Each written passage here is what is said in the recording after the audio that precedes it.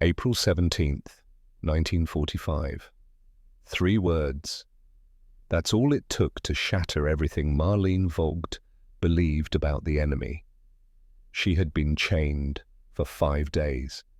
No food, no water, no mercy. The SS officer who locked her to that metal bar said she deserved it, said she would die like her brother, like a traitor.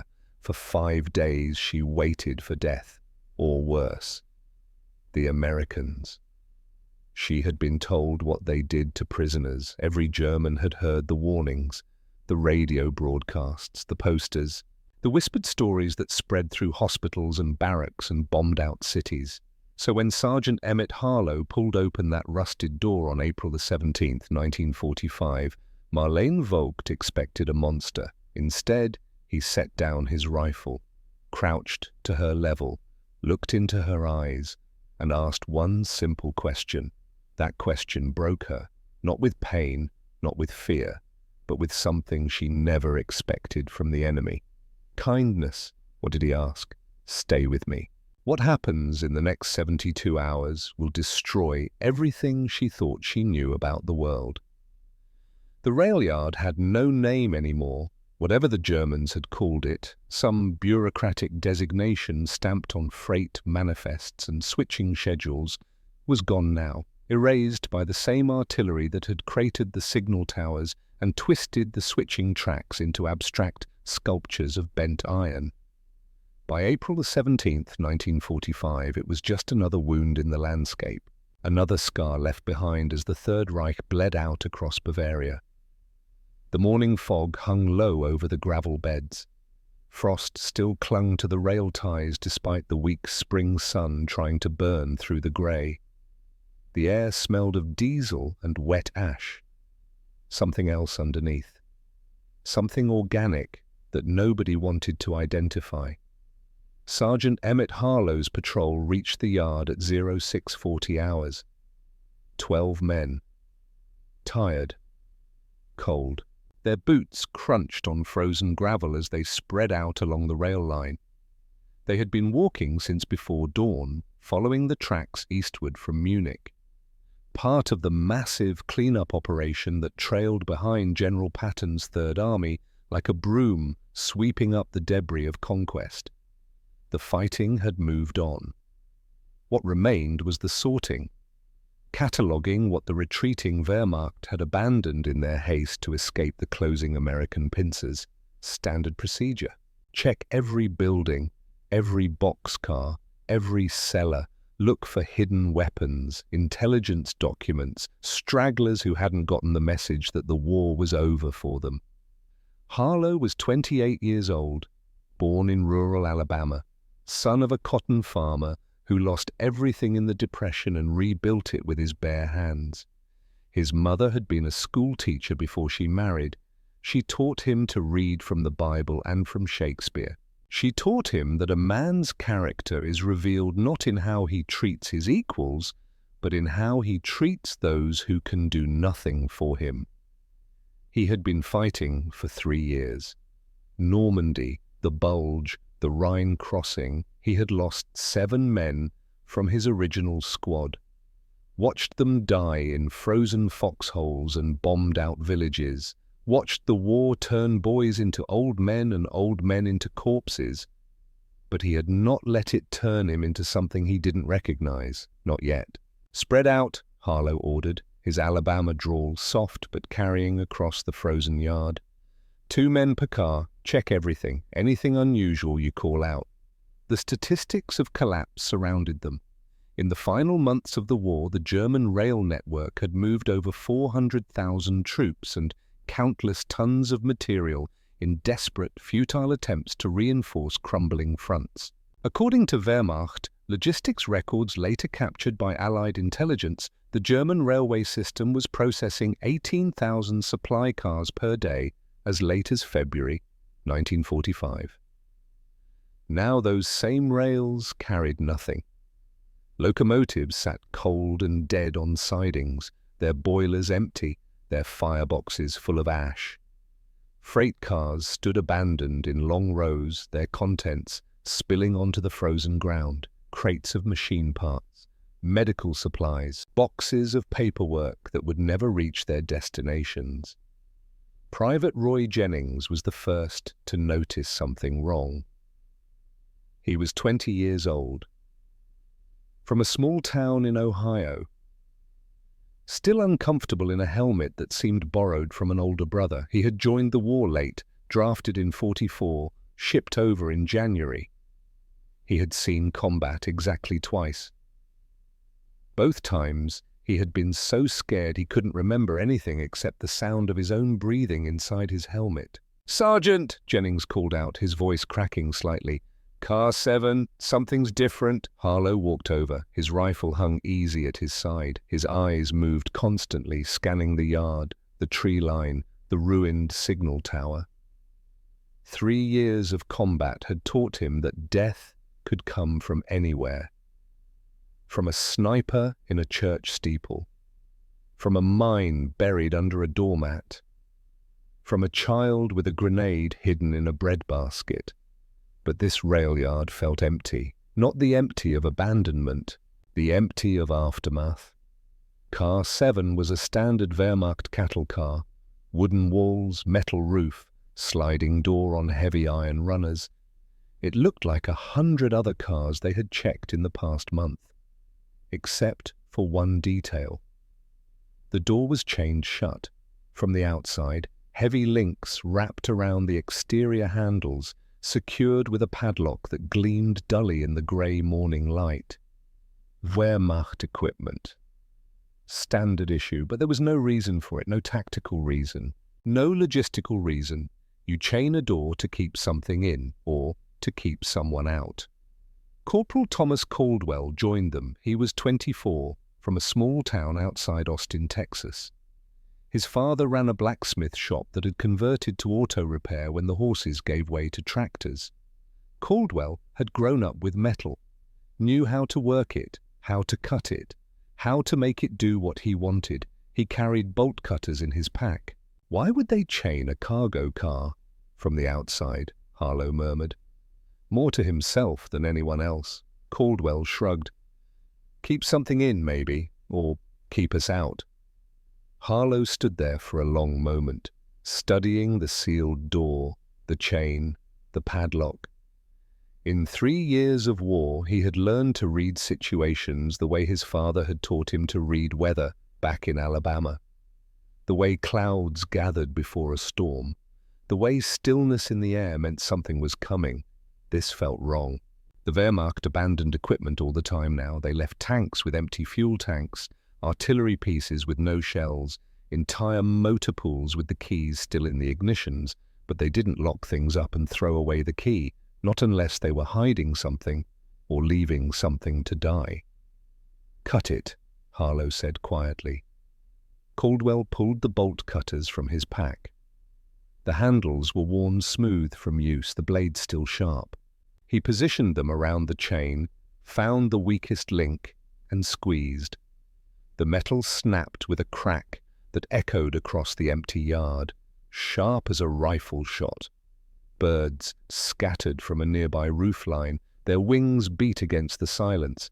Then nothing, just the sound of the chain sliding loose and falling to the gravel with a dull clatter. Harlow gripped the door handle. The metal was ice cold. It burned his palm even through his wool gloves. He could feel something on the other side. Not hear it. Feel it. The way you can feel eyes watching you from the darkness. The way you can feel the presence of other human beings even when you can't see them. He pulled. The door slid open with a grinding screech of rusted wheels. Morning light flooded into the darkness within, and the smell hit them. The smell. Caldwell stepped back immediately, one hand covering his nose and mouth. Jennings gagged. Actually gagged, bent over with his hands on his knees, fighting to keep his breakfast down. The older soldiers said nothing. They had learned to breathe through their mouths. It wasn't death. Thank God it wasn't the sweet rot stench of decomposing flesh that they had come to know too well in the past 3 years. But it was close, close enough to make the body recoil, close enough to trigger every primal instinct that screamed danger: unwashed bodies, human waste, sickness and fear given olfactory form. The cattle car had been sealed for days. No ventilation, no sanitation, just wooden walls and a metal roof that held in the cold and the smell and the despair. Harlow's eyes adjusted to the shadows, and then he saw them. Shapes. Human shapes. Women. Huddled against the wooden walls, wrapped in torn blankets. Some sitting, some lying down. All of them staring at the sudden light with eyes that expected the worst. 23 women. Most wore torn Wehrmacht auxiliary uniforms, the grey-green wool of nurses and clerks and radio operators. Some had blankets wrapped around their shoulders. Others just sat in the dirty straw that covered the floor, staring at nothing. Their faces gaunt, their eyes hollow, their bodies motionless with the stillness of people who have stopped expecting anything good. In one corner sat a bucket. A single bucket. That was their toilet for 24 women for 5 days. The smell came from there, but that wasn't the worst thing in the corner. Next to the bucket, covered by a thin blanket that couldn't hide the shape beneath, lay something that wasn't moving, wasn't breathing, a form that had once been a woman named Elke Hoffman, 31 years old, a nurse. She had collapsed from dehydration 3 days ago, had grown weaker, had stopped responding, had stopped breathing sometime during the night of April 15th. The others had covered her with what they had said prayers, had tried to move her away from the living, but they hadn't had the strength, so they had lived with her. With the body of a woman who had worked beside them, eaten beside them, suffered beside them. For 2 days they had shared that space with death. 24 women had entered that cattle car. 23 remained alive. But Harlow's eyes kept returning to the woman in the center. She was different. Not huddled with the others, not wrapped in a blanket. She was chained, shackled to a vertical metal support bar that ran from the floor to the ceiling. Her wrists were locked in iron cuffs. A short chain connected them to the bar, too short to let her stand up fully, too short to let her sit down completely. She was stuck in a half-crouch, a position that must have been agony after hours, unimaginable after days. Her legs trembled, not from cold, from exhaustion. She was young, mid-20s. Her nurse's uniform was filthy, torn at the shoulder, stained with something dark. Blood, maybe, hers or someone else's, he couldn't tell. Her dark blonde hair hung in matted strands around her face. Dirt streaked her cheeks. Her lips were cracked and bleeding from dehydration. And her wrists, God, her wrists, the shackles had cut deep. The metal had rubbed the skin raw, then rubbed through the skin entirely. He could see exposed tissue, swelling, the beginning of infection. A faint, sweet smell mixed with the copper tang of blood. 5 days in those chains. 5 days in that position. She looked up at him. Her eyes were dark, sunken from lack of sleep and food, but they weren't empty. Fear lived there, yes, but also something else. A kind of stubborn defiance. The look of someone who had prepared themselves for the worst, who had built walls in their mind against whatever was coming. She expected the monster. Marlene Vogt had built those walls carefully. In the darkness of that cattle car, as the hours became days and the cold seeped into her bones, she had constructed defenses in her mind, emotional fortifications, places she could retreat to when the pain became unbearable, when the hunger clawed at her stomach, when the chains cut deeper into her wrists. She had prepared herself for cruelty. She knew what to do with cruelty. You go inside yourself, you retreat to those fortified places. You let your body absorb the blows while your mind floats somewhere else. Somewhere safe, somewhere they can't reach. She had learned this technique during the bombing raids, when the sirens wailed and the buildings shook and death fell from the sky in packages of fire and steel. You survive by disconnecting, by becoming two people. The one who experiences and the one who watches from a distance. She was ready for a monster. She was ready for pain. She was not ready for kindness. But Harlow didn't move toward her with violence. He stood in the doorway, backlit by the morning sun, his rifle hanging at his side, his face in shadow. For a long moment, he just stood there, looking at the women, at the conditions, at the bucket in the corner, at the shape that wasn't moving, at the woman in chains in the center of the car. His expression changed. The other soldiers couldn't see it, standing behind him. But if they had been in front of him, if they had seen his face in that moment, they would have seen something shift. The professional detachment that combat soldiers develop, the emotional armor that lets you function when surrounded by horror, cracked, just for a moment. Then he did something nobody expected.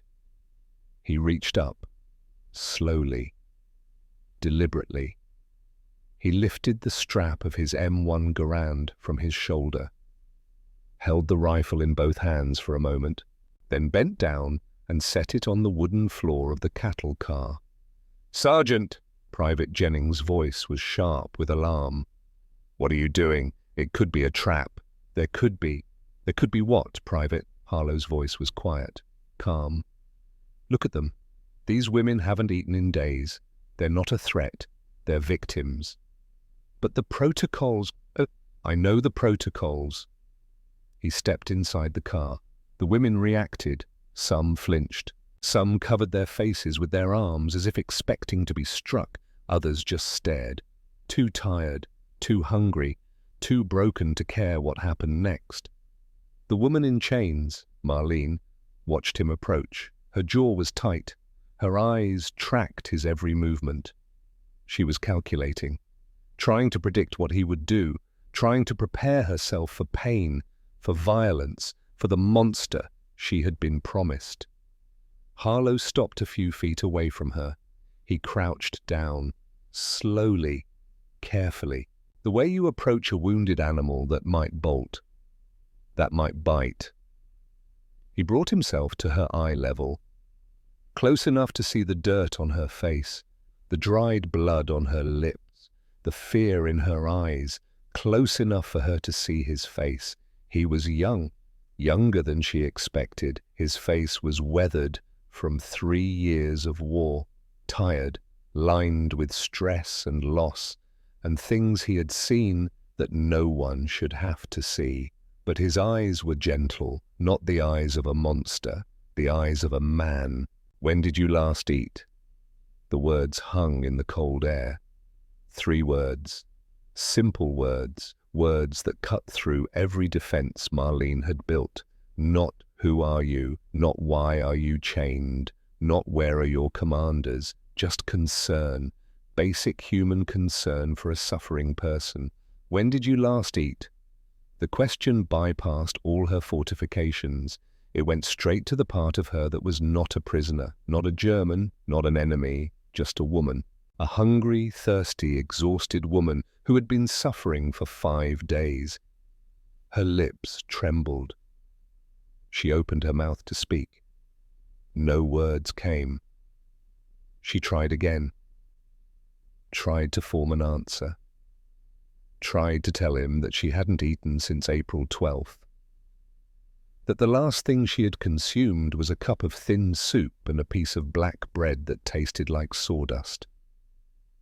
That she had rationed her water so carefully, taking tiny sips, making it last, and it still ran out 2 days ago. But the words wouldn't come, because something else was coming, something she had held back for 5 days. Tears, they started slowly, welling up in her eyes, blurring her vision, then faster, streaming down her dirty face, cutting tracks through the grime on her cheeks, then the sobs, deep, racking, uncontrollable. All the fear and pain and exhaustion of the past 5 days came pouring out. All the walls she had built collapsed. All the defenses she had constructed crumbled. She sobbed like a child, like someone who has been holding on by their fingernails and can finally let go. Not because she was being hurt, but because she wasn't. Because the monster wasn't a monster. Because the enemy had asked if she was hungry. Harlow didn't move. He stayed there, crouched in front of her, waiting. His face was calm, patient, not threatening. Behind him, Caldwell and Jennings and the others watched in silence. This wasn't what any of them had expected to find today. They had expected weapons, documents, maybe some stragglers, the detritus of a retreating army. Not this, not women in chains, not suffering like this. The other women in the car watched too. Some started crying, not from fear anymore, from something else: confusion, disbelief, relief. The tears spread through the car like a contagion. Gertrude Brenner, the oldest at 44, had her hand pressed over her mouth, her shoulders shaking, whispering the same phrase over and over in German. Sie helfen uns. Sie helfen uns wirklich. They're helping us. They're actually helping us. Young Ingrid Moore, only 19, stayed in her corner, her eyes wide, her hand pressed against her chest over the hidden badge she still carried. She didn't cry. She watched with suspicion and confusion. This wasn't supposed to happen. The Americans were supposed to be monsters. After several long minutes, Marlene's crying subsided. The sobs became hiccups. The tears kept flowing, but the racking gasps faded. She was still trembling, still exhausted, but she had regained some control. She looked at Harlow. He was still there, still waiting, still looking at her like she was a person. She tried to speak again. 5 Tage, she managed. Her voice was barely a whisper.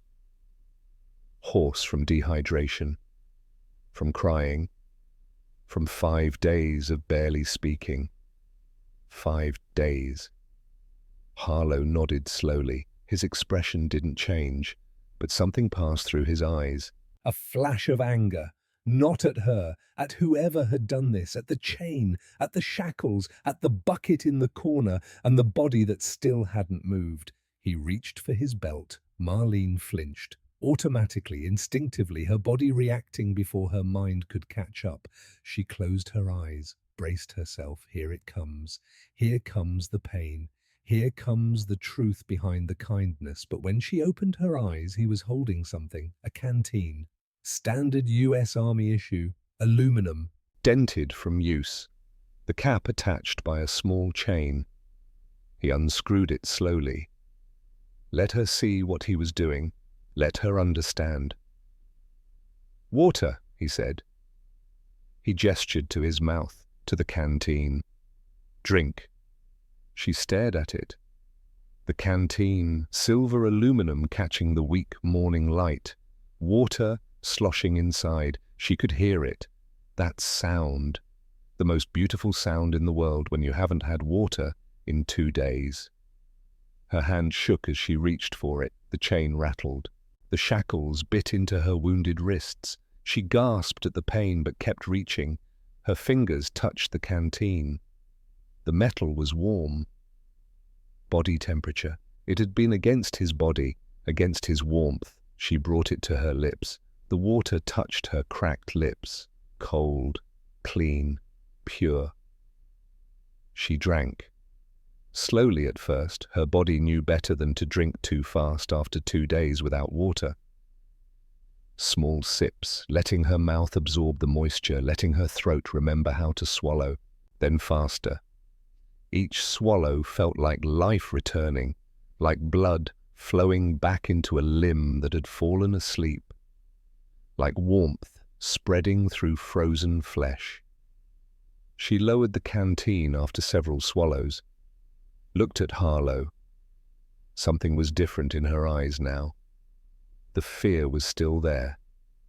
You don't erase 5 days of terror with a few sips of water. But something else had joined it. Confusion, disbelief. The first faint glimmer of something that might eventually become trust. "Danke," she whispered. "Thank you." Her voice cracked on the word.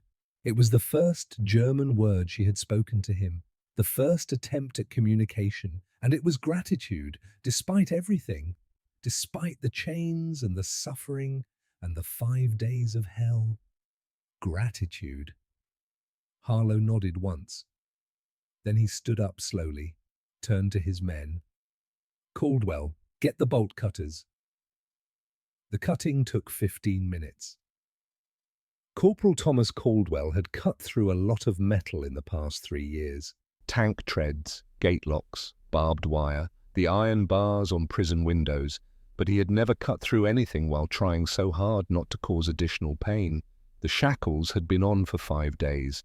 The skin underneath was destroyed, raw flesh, dried blood, the beginning of infection that would require antibiotics they might not have. Every movement of the metal caused pain. Every vibration from the bolt cutters sent shockwaves through tissue that was already screaming. Caldwell worked as carefully as he had ever worked in his life. His father had taught him that metalwork was about patience, about understanding the material, about knowing where to apply pressure and where to let the metal do the work. He found the weakest point of each shackle, positioned the cutters precisely, applied pressure slowly, let the blades bite through without jerking, without causing unnecessary movement. Marlene didn't scream. She wanted to. The pain was extraordinary. Worse than when the shackles had first been put on, because now her wrists were wounded. Now every touch was agony. But she didn't scream. She watched this American soldier work to free her. Watched the concentration on his face. Watched the care he took, the gentleness. The first shackle fell away. Then the second. And suddenly, for the first time in 5 days, Marlene Vogt could move her arms freely. She couldn't stand. Her legs had been in that half-crouched position for too long. The muscles had cramped, seized. They wouldn't respond to her commands. She collapsed to the floor of the cattle car, unable to hold herself up. But it was a different kind of collapse. Not the collapse of despair, the collapse of release. She sat there on the dirty straw, shaking. Not from cold, not from pain. From the simple, overwhelming fact of freedom. She rubbed her wounded wrists gently, feeling the absence of weight, the absence of metal, the absence of chains. She was still a prisoner. She was still in enemy hands. But she was no longer chained, and somehow that made all the difference. While Caldwell worked on freeing Marlene, the other soldiers were helping the remaining women out of the cattle car. Most could walk, barely. Their bodies were cramped from days of sitting in the cold. Their legs wobbled. Their hands reached out for support that the American soldiers provided without hesitation. Private Jennings, the young one, the one who had been scared it was a trap, found himself helping an older woman down from the car. Gertrude Brenner, 44 years old, a mother of 4 sons, all conscripted into the Wehrmacht, all missing now. She weighed almost nothing. He could feel her bones through her uniform, the sharp edges of her ribs, the knobs of her spine. She was starving, they all were. 5 days without food, limited water, no sanitation. It was a miracle any of them were still alive. "Careful," Jennings said, even though she couldn't understand him. "I've got you. You're okay. You're going to be okay." She looked at him with eyes that held more gratitude than words could express.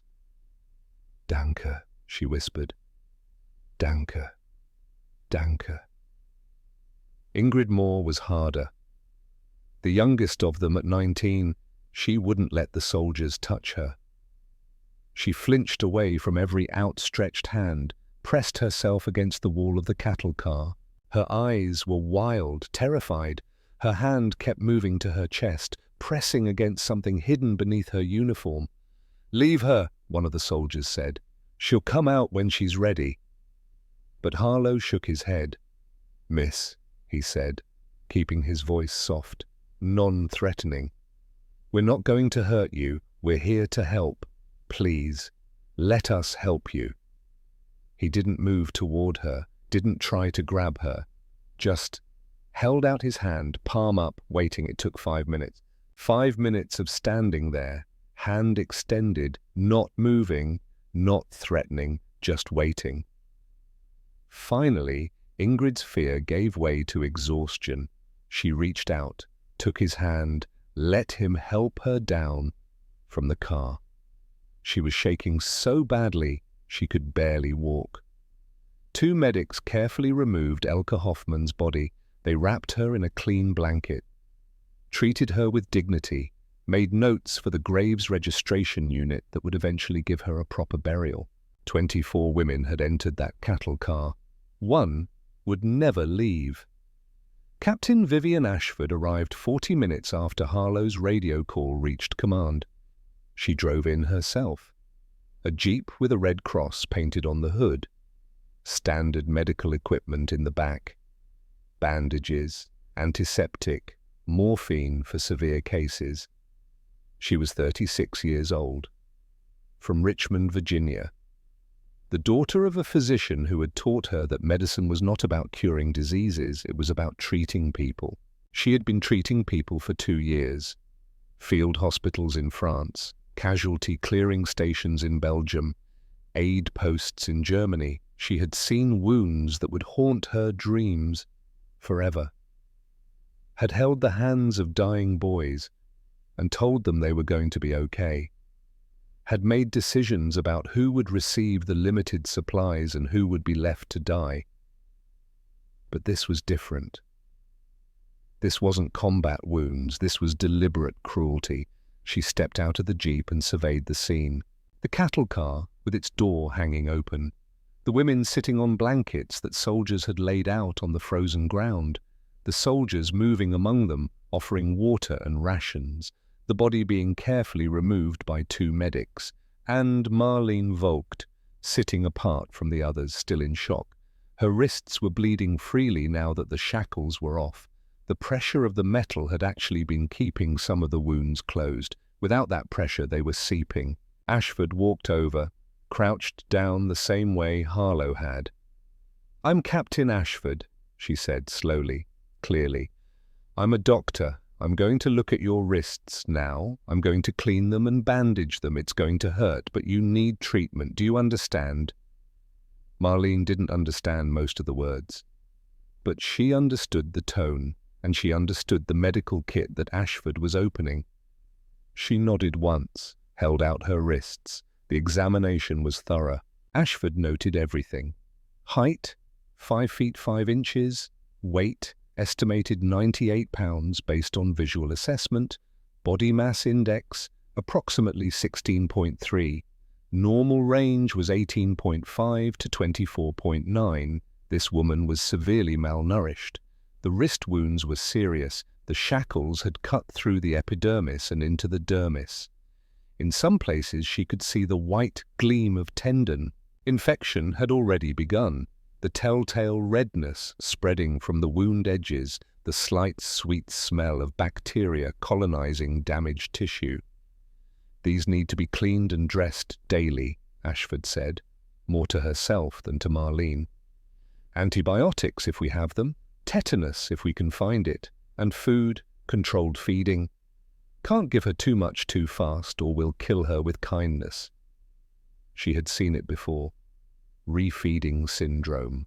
When starving patients were given too much food too quickly, their bodies couldn't handle the metabolic shift.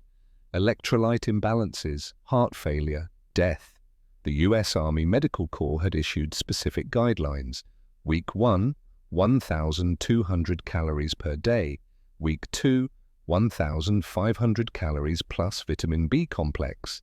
Increase by 200 calories per week until normal intake was reached. It could take 3 months to safely bring a starving person back to health. 3 months of careful, measured feeding. 3 months of patience. "Who did this to her?" Ashford asked Harlow quietly. "Who chains their own people like animals?" Harlow shook his head. someone who stopped seeing them as people. The other women were processed as well, names taken, medical assessments completed, water and food distributed in careful, controlled portions. Gertrude Brenner, 44 years old, originally from Hamburg, married, mother of 4 sons, husband killed on the Eastern Front in 1943. All 4 sons conscripted between 1943 and 1945. All 4 missing. She had been working as an administrative clerk when the SS rounded up the auxiliary staff. She didn't know why they had been put in the cattle car, didn't know where they were supposed to be going, didn't know anything except that they had been forgotten. Her heart rhythm was irregular. Probable stress-induced arrhythmia. She needed monitoring, rest, nutrition, and hope, though that was harder to prescribe. Ingrid Moore, 19 years old, from a small town near Nuremberg. Her father had been an SS Hauptsturmführer, had been killed on the Eastern Front 3 months ago. She had been raised, believing everything she was told. The hidden badge she kept pressing against her chest was a Hitler Youth Service Medal. She wouldn't let anyone take it. She was the most difficult to process. Not because she resisted physically, because she resisted mentally. She answered questions in monosyllables, looked at the American soldiers with suspicion that bordered on hatred. This was not liberation to her. This was capture. The doctor noted, patient exhibits signs of ideological resistance. May require time. Monitor for signs of self-harm. One by one, the women were catalogued. 23 survivors, 1 death, 24 women who had been locked in a cattle car and left to die by their own countrymen. Trucks arrived at noon to transport them to the temporary camp, Bad Aibling Processing Center, 18 miles southwest, a former Luftwaffe base that had been converted into a holding facility for prisoners of war and displaced persons. 12,000 people were being processed through the camp. Military personnel, civilians caught up in the collapse, people who had nowhere else to go. The women were helped into the back of a covered truck. Blankets provided, more water distributed, rations handed out. K-rations, the standard field meal that every American soldier carried, crackers, cheese, chocolate, coffee, food that the women had never seen before, food that seemed impossibly luxurious after 5 days of nothing. Marlene was the last to board. She had been sitting apart from the others since the examination, her wrists bandaged now, clean white gauze wrapped around wounds that would scar. She would carry those scars for the rest of her life. Physical reminders of 5 days in chains. Harlow offered his hand to help her up. She hesitated, just for a moment, looking at his hand, at his face, at the uniform that was supposed to belong to a monster. Then she took it. His palm was warm, calloused from years of holding a rifle, strong. He pulled her up effortlessly. She stood in the back of the truck for a moment, looking down at him. The sergeant who had asked if she was hungry, the enemy who had set down his rifle and crouched down to her level and treated her like a human being. "Danke," she said again. Harlow nodded. "You're welcome." The truck pulled away. Marlene sat in the back, wrapped in a rough wool blanket, watching the rail yard recede into the distance. The cattle car was still there, the door still hanging open. The scene of her suffering growing smaller and smaller until it disappeared entirely. She didn't know what would happen next. She didn't know where they were taking her. She didn't know if the kindness would last, but something had changed, something fundamental. The wall between her and the enemy had cracked, and through that crack, light was beginning to seep in. But Marlene Vogt had a secret that even the women in the cattle car didn't know, a secret that explained why she had been singled out for special punishment, why she alone had been chained to that metal bar while the others were merely locked in, why the SS officer had looked at her with such hatred when he snapped the shackles closed. She wasn't just a nurse who had suggested surrender. She was something far worse in the eyes of the SS. She was a traitor who had protected another traitor, her brother. And now, sitting in the back of that American truck, she didn't know if Friedrich was alive or dead, but she was about to find out. Bad Aibling Processing Center, 18 miles southwest of Munich, a former Luftwaffe training base that now served as one of the largest prisoner processing facilities in the American zone of occupation. 12,000 people moved through its gates every week. Wehrmacht soldiers, SS officers stripped of their insignia, civilians caught in the machinery of collapse, women and children with nowhere else to go. The camp had been built for war. Now it processed the wreckage of defeat.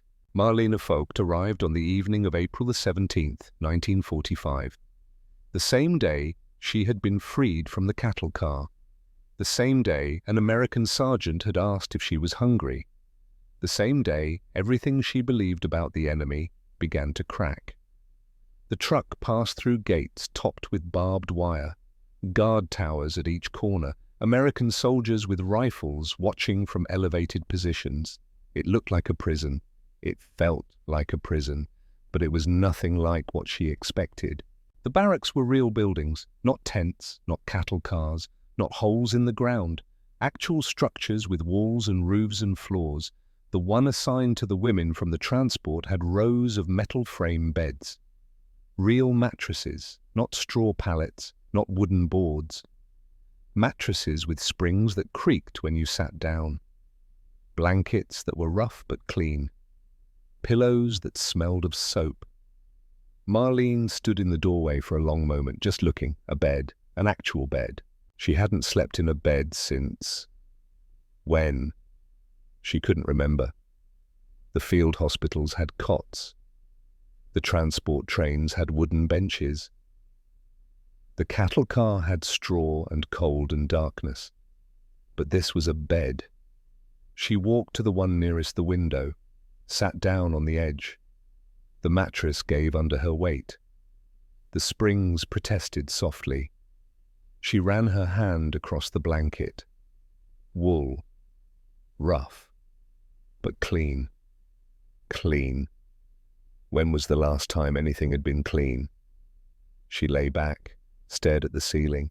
White plaster with cracks running through it like rivers on a map. Water stains in one corner, a light fixture that actually worked. She could see the bulb, the glass cover, the pull chain. For the first time in 5 days, she felt something close to safe. The routine established itself quickly. Wake at 600. A bell rang throughout the camp. Not the harsh screaming of an air raid siren. A simple bell. Almost gentle. Roll call in the yard at 0630, not for military discipline, not for punishment, just to make sure everyone was accounted for, to make sure no one had died in the night, to make sure no one needed medical attention they hadn't asked for. Then breakfast. Breakfast. Marlene would remember her first breakfast at Bad Aibling for the rest of her life. The mess hall was a large building that had once served Luftwaffe pilots. Now it served prisoners, long tables with benches, metal trays, the smell of food, actual food, filling the air. She received her tray and stared at it. Oatmeal, thick and grey but hot, steam rising from the surface, bread, white bread. Not the black sawdust bread that German civilians had been eating for the past year. White bread that was soft and fresh and smelled like wheat. Butter, actual butter, a small square of it, golden yellow, sitting on the tray like a precious gem. Coffee, black and bitter, but real coffee. Not the ersatz made from acorns and chicory that had become standard in Germany. And an egg. One egg. Fried. Marlene picked up her fork. Her hand trembled. She couldn't remember the last time she had seen an egg. Before the war, during the early years maybe, eggs had become luxury items by 1943. By 1945, they existed only in memory. She broke the yolk with her fork, watched the yellow liquid spread across the tray, and she started to cry. Again. Not sobbing this time, just silent tears rolling down her cheeks as she ate. As she tasted food that she had forgotten existed, as she consumed more calories in one meal than her mother was probably getting in a day. According to US Army records, each prisoner at Bad Aibling received approximately 2,000 calories per day. The standard German civilian ration in April 1945 had fallen to between 800 and 1,200 calories. Many were getting far less. People were eating grass, tree bark, anything they could find. And here, in an American prison camp, the enemy was feeding her eggs. Captain Vivian Ashford became her supervisor. The medical staff at Bad Aibling had been overwhelmed since the camp opened, thousands of people needing treatment, limited supplies, not enough doctors. When Ashford learned that Marlene was a trained nurse with 2 years of experience in Wehrmacht field hospitals, she immediately requested her assignment to the infirmary. "You're a prisoner," Ashford explained through a translator on the first day. "But you're also a medical professional. We need help, desperately. If you're willing to work, we can use you." Marlene was willing, more than willing. Work meant purpose. Work meant distraction. Work meant something to do other than sit in the barracks and think about everything she had lost. Her father, her home, her country, her brother. The infirmary was chaos, beds filled with patients. Wehrmacht soldiers with untreated wounds from the final battles, civilians suffering from malnutrition and disease, children with rickets and scurvy, diseases that shouldn't exist in a modern country but had become common as the food supply collapsed. Marlene threw herself into the work. She changed bandages, took temperatures, monitored patients, distributed medications according to Ashford's instructions. The language barrier was significant. She spoke almost no English, Ashford spoke no German, but medicine has its own language, vital signs, wound care, the universal vocabulary of suffering and healing. Within a week, she had picked up basic English phrases. "How do you feel? Does this hurt? Drink water. Rest now." Simple words, practical words, but each one was a small bridge across the chasm that separated enemy from enemy, Ashford noticed. "You learn fast," she said one afternoon, watching Marlene expertly clean and redress a soldier's leg wound. "Where did you train?" Marlene understood most of the question. "Stuttgart," she replied carefully, her accent thick but her meaning clear. "Civilian hospital, before war, then Wehrmacht, field hospital, Eastern Front, then here, back to Germany." "The Eastern Front," Ashford said quietly. "That must have been terrible." Marlene nodded. Terrible didn't begin to describe it.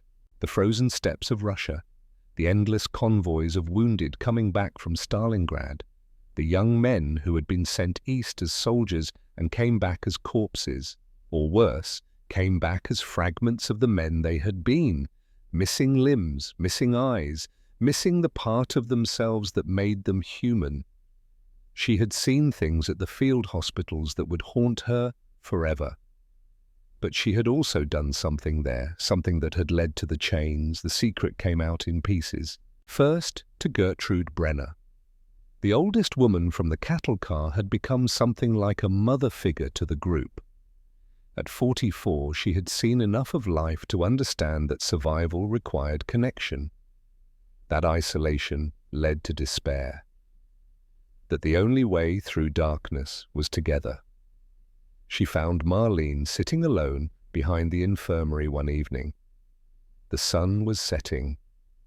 Orange light painted the barracks in warm colors that seemed wrong somehow, too peaceful, too beautiful for a world that had been torn apart. Marlene was holding the cap from Harlow's canteen. She had kept it. The sergeant had given her the canteen to drink from, and somehow she had ended up with the cap. A small thing, metal, worn smooth from use, but she held it like a talisman. "You carry that everywhere," Gertrude said in German, settling down beside her on the cold ground. Marlene nodded. "He asked if I was hungry. I know, I heard, but I was ready to die." Marlene's voice was distant, hollow. "I had made my peace with it. I thought they would torture us, kill us. That's what we were told. And instead he asked about food. Instead he asked about food." They sat in silence for a moment. Then Gertrude asked the question that no one else had dared to ask. "Why were you chained, Marlene? The rest of us were just locked in, but you were shackled to that bar. Why?" The story came slowly. Marlene had to stop several times. The memories were too fresh, too painful. The words kept catching in her throat like broken glass. It started with her brother, Friedrich Vogt, 16 years old, the baby of the family, the one their father had tried to protect from conscription for as long as possible. But by February 1945, the Reich was drafting anyone who could hold a rifle. Old men, young boys, the desperate final scraping of the barrel. Friedrich was conscripted on February 3rd, 1945. He was sent to a training camp outside Munich, basic infantry training, how to fire a rifle, how to throw a grenade, how to die for a country that had already lost. But Friedrich didn't want to die. He was 16 years old.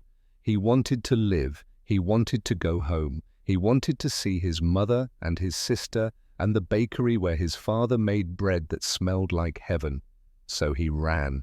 On March 28, 1945, 3 weeks before the cattle car, Friedrich Vogt deserted from his unit and made his way to the field hospital where his sister worked.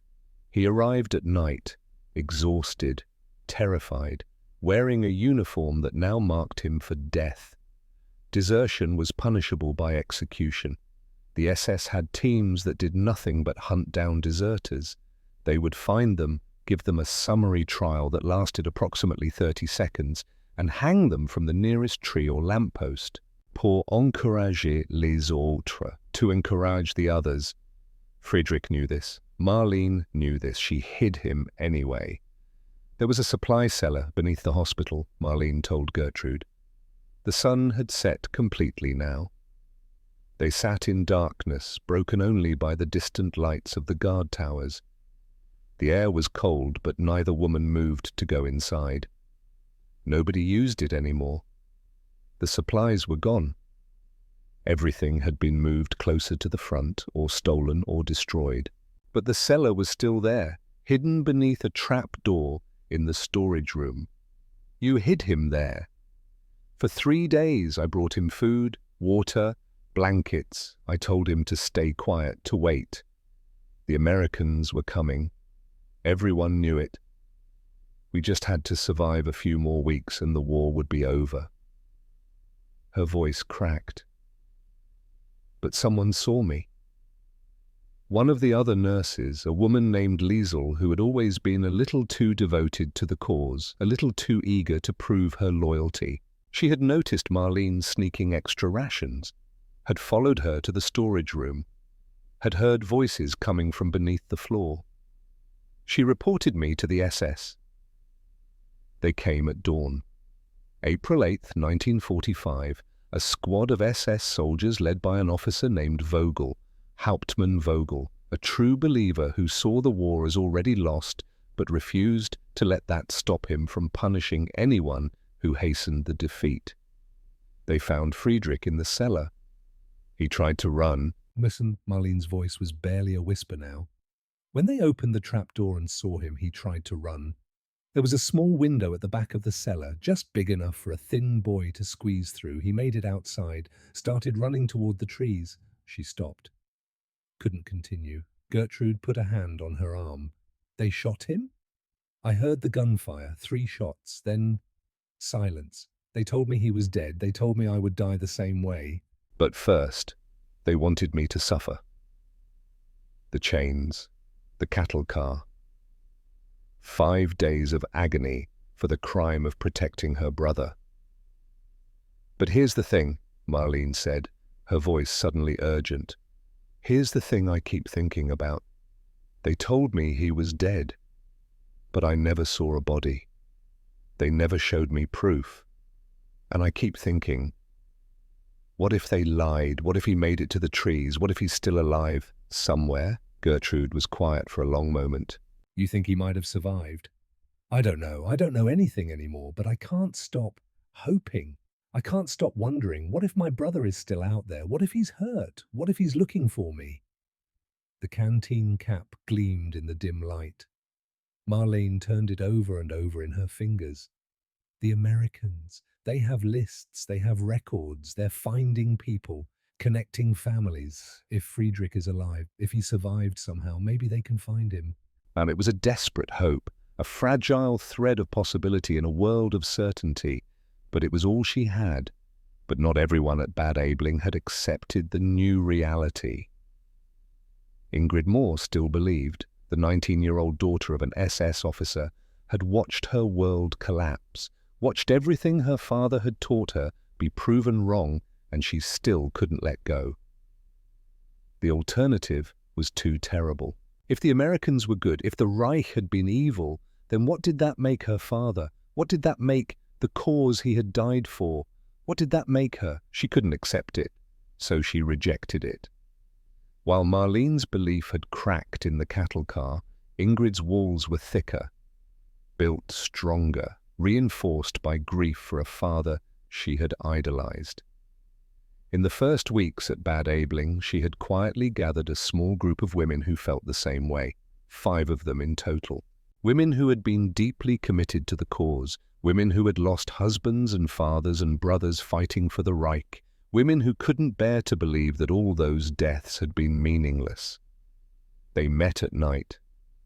In whispers, they told each other that the kindness was a trick, that the Americans were softening them up for something worse, that the stories beginning to emerge from the East were exaggerations. None of it could be as bad as people were saying.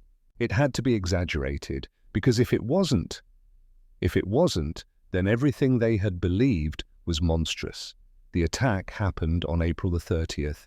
Marlene had been working late in the infirmary. A convoy of wounded soldiers had arrived from the front. The war wasn't officially over yet. The fighting continued, even as the Reich crumbled, and every available nurse had been called in to help. She was exhausted when she finally left.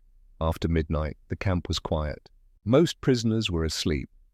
The guards were at their posts but not paying close attention. Why would they? These were civilian prisoners, women, not a threat. Marlene was walking toward the washroom when they grabbed her, 3 women. They came out of the shadows between buildings, moved fast, covered her mouth before she could scream, dragged her behind the latrine building where no one would see. Ingrid wasn't with them, but Marlene recognized her followers. Traitor! One of them hissed in German. Working with the enemy, helping them, speaking their language. You make me sick. A fist connected with Marlene's stomach. She doubled over, gasping, unable to breathe. Another blow caught her in the ribs. Then another. She fell to the ground and they kept hitting her, kicking her, calling her names that she had never been called before. Collaborator, whore, traitor to the fatherland. She couldn't fight back, couldn't even scream. Could only curl into a ball and try to protect her head and wait for it to end. Then a voice cut through the darkness. Stop! Gertrude Brenner. The 44-year-old mother of 4 missing sons came around the corner of the building like an avenging angel. She had heard the sounds, had come to investigate, had found 3 women beating another woman in the dirt. What are you doing? Gertrude demanded. Have you lost your minds? Stay out of this, one of the attackers said. This doesn't concern you. It concerns all of us. We're prisoners. We're in this together, and you're attacking one of our own. She's not one of us. She helps the enemy. She speaks their language. She's a nurse. She helps the sick and wounded, German soldiers included. Is that what you object to? That she's treating your countrymen? The attackers hesitated. Gertrude pressed her advantage. Look around you, she said. Look at where we are. The war is over. We lost. You can accept that or you can keep living in a fantasy, but either way, the war is over. And these Americans, these enemies you're so angry about, they're feeding us, sheltering us, treating us like human beings. Is that what you want to punish Marlene for accepting kindness? She helped Marlene to her feet. Marlene was bruised, bleeding from a cut on her lip, ribs aching. But she could stand. Go back to your barracks, Gertrude told the attackers, and pray that I don't report this to the Americans, because if I do, you'll find out what real punishment looks like. The women retreated, melting back into the shadows, but the damage had been done. Sergeant Harlow found out the next day. He had come to Bad Aibling on other business, checking on the status of several prisoners his unit had captured, when Ashford told him about the attack. She had treated Marlene's injuries herself, cracked rib, multiple contusions.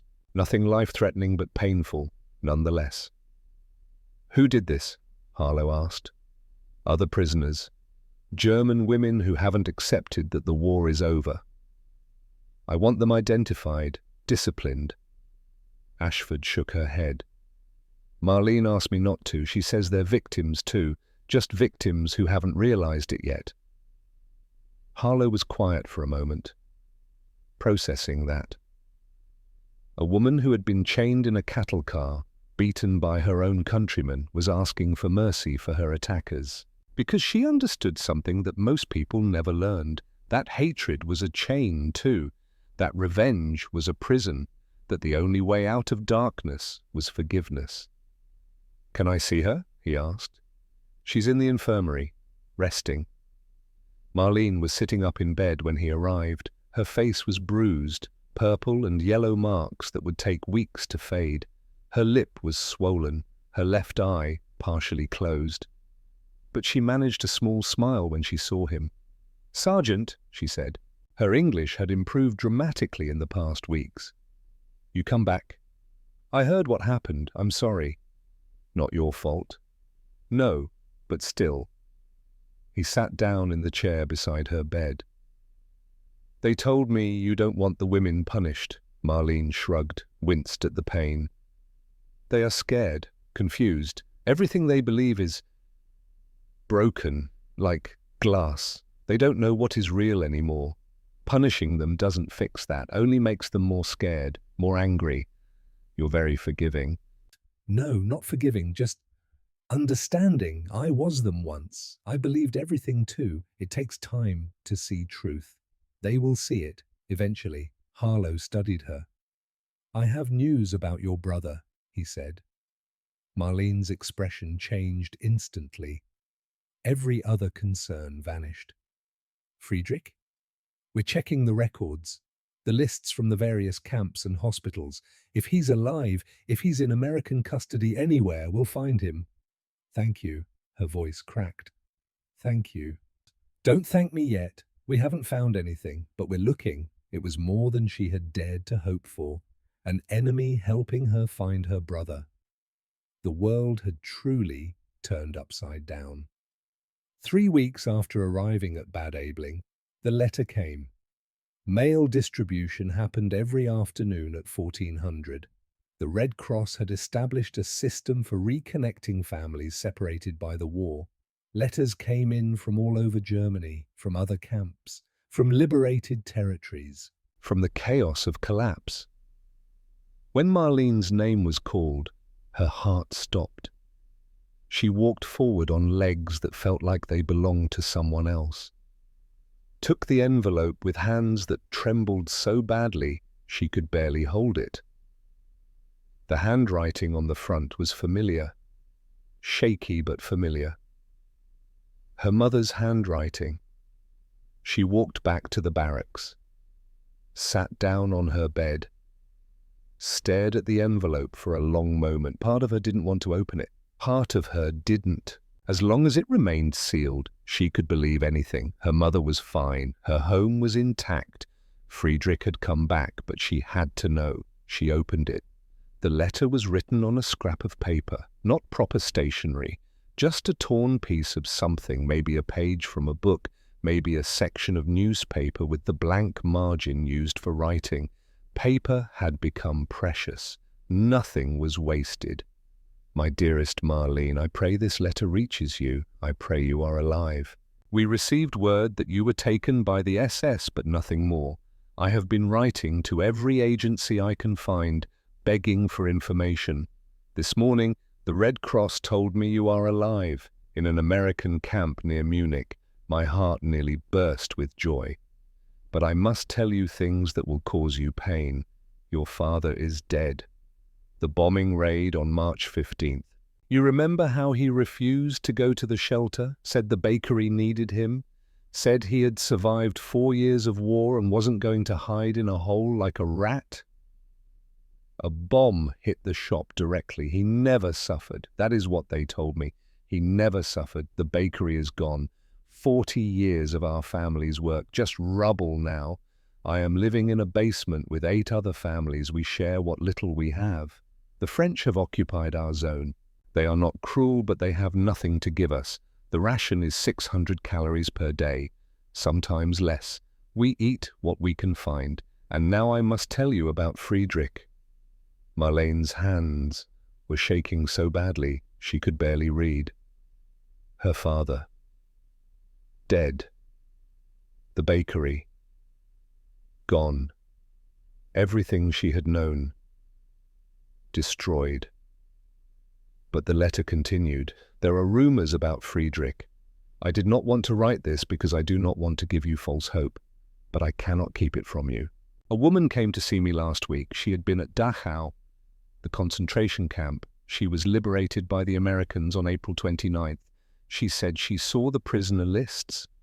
She said there was a Friedrich Vogt on the list, 16 years old, from Stuttgart. Marlene, I do not know if this is our Friedrich. It is a common name. It could be anyone. But the age is right. The city is right. If he is alive, if he is at Dachau, maybe you can find him. Maybe the Americans can help. They have lists. They have records. They are trying to reunite families. Please, my daughter, if there is any chance, find your brother. Bring him home. I love you. I miss you. I pray for you every night. Your mother, Brigitte Marlene, read the letter 3 times. Then she folded it carefully, placed it inside her uniform pocket, and sat very still for a very long time. Friedrich might be alive. At Dachau, 40 miles away. But what was Dachau? She had heard the name. Everyone had heard the name. A camp, a special camp. But the details were vague. Rumors, whispers, things that people didn't talk about because talking about them was dangerous. She needed to find out more. She needed to find Sergeant Harlow.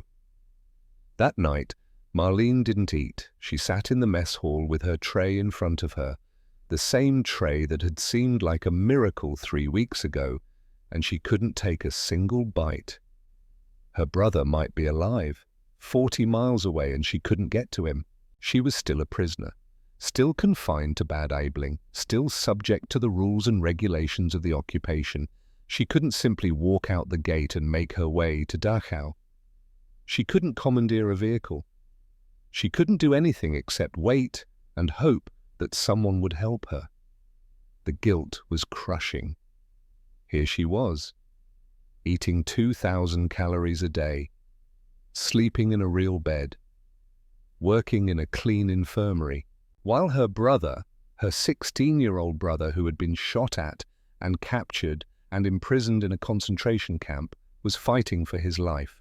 And her mother, 600 calories a day, eating grass, eating bark, while Marlene ate eggs and white bread and butter. Captain Ashford found her sitting there.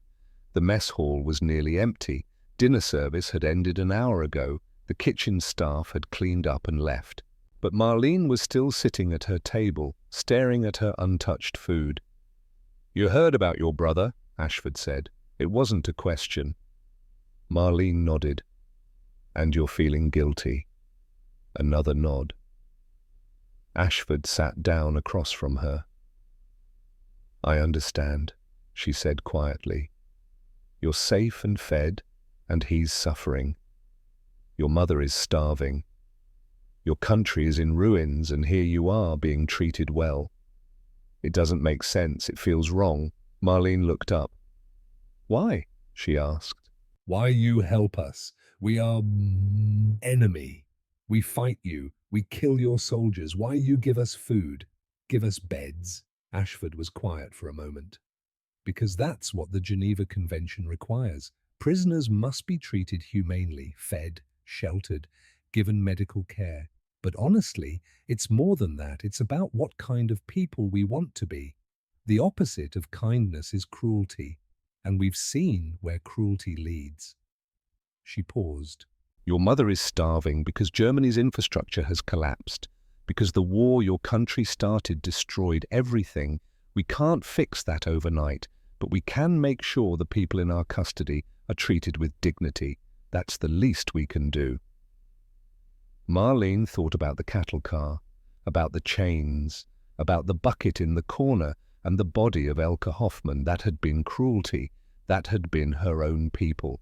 And this enemy, this occupying force, this was something else entirely.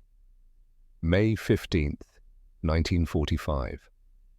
The war in Europe was officially over. Germany had surrendered unconditionally on May 8th. The nightmare that had consumed the continent for 6 years was finally finished. 50 million dead, cities reduced to rubble, entire populations displaced. The greatest catastrophe in human history, finally over. But the reckoning was just beginning. At Bad Aibling, the American commanders had decided that the prisoners needed to see something, needed to understand something, needed to confront a truth that many of them had denied or ignored or simply not known.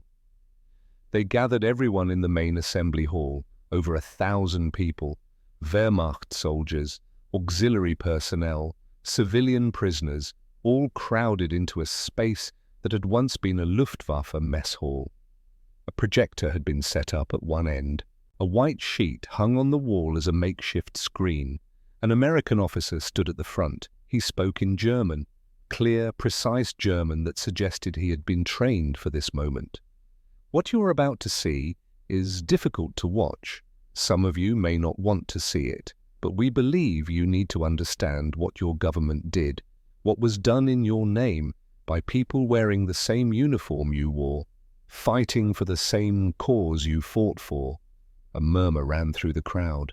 What was this about? The lights went out, the projector started clicking, and Marlene Vogt's world collapsed. The footage came from the liberated concentration camps, Bergen-Belsen, Buchenwald, Dachau.